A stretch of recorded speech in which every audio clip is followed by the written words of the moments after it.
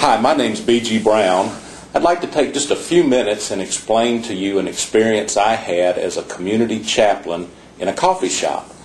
I had been reading the Caring Directions book, and there I realized that there are a lot of places that you can be a chaplain, but one of them that was interesting to me was the suggestion to be a chaplain in a coffee shop.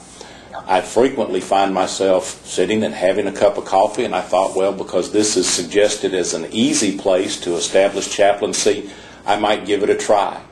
I went intentionally one day and got a cup of coffee and a newspaper, had on my community chaplain shirt, and I sat down in a corner just to see what might happen.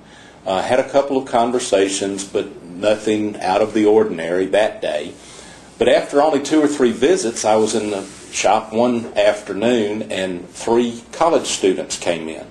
One of them was a young lady who had been reading a book that I was familiar with, and as we began to discuss that book, I pointed out to her that my daughter had read it and enjoyed it while she was in college, and we just started a simple conversation about the book and its content. Over the course of that brief conversation, we began to ask some questions of one another and began to talk about spiritual things with her friends. And it wasn't long before we realized that they were very interested in spiritual things and Jesus Christ. And I wanted to explain to them why it was so important to me.